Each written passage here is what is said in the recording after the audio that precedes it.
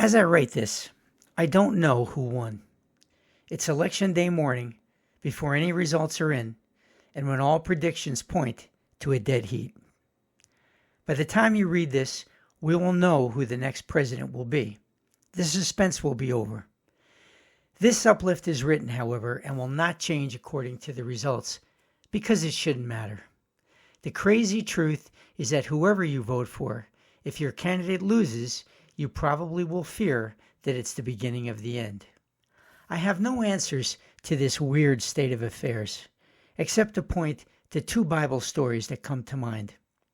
One is Exodus, which chronicles the subjugation of the Israelites into slavery in Egypt and their journey to freedom through the desert. They eventually reached the promised land, thanks to a merciful God, but only after 40 years of wandering, turmoil, and bad decisions. The Israelites, amid the deprivation and frustration of a seemingly fruitless journey, finally reached the point of hopelessness, as we read in this scripture from Exodus. They seem to be saying they prefer death over where God has led them. This is Exodus 15.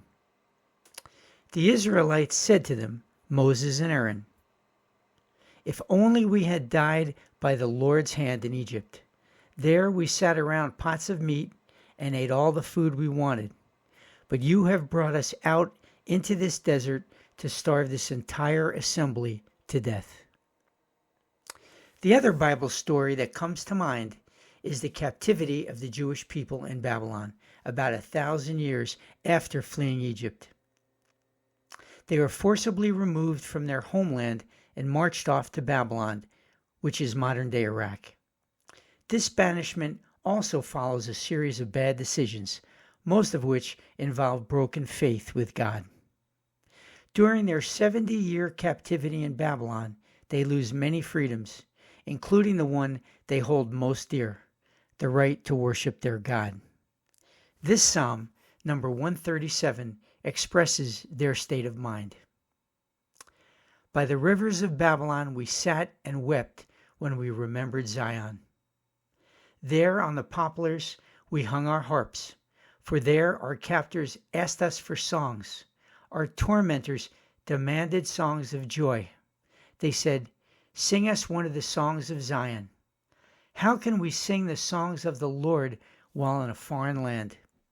If I forget you, Jerusalem, may my right hand forget its skill.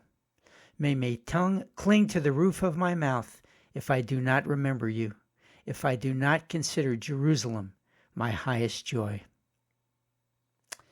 If this uplift seems unfocused, it's because these are perplexing times. It's hard to get a handle on events, but there are two beliefs that I cling to.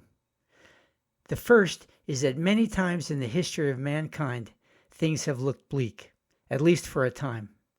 Things can get dark, yet here we are. We endure. We are reading this in America in 2024, enjoying more privilege than any people in the history of mankind. Privilege not only because of our abundance and easy access to material comfort, but because we live with the promise of freedom. And until there is evidence to the contrary, I will continue to believe that the arc of history will bend toward freedom and equality and human rights. It's our job as followers of Jesus to do our best to see that it does. The stories of Exodus and Babylon remind us that things can get awful, but they can get better too, even if it takes a long, long time.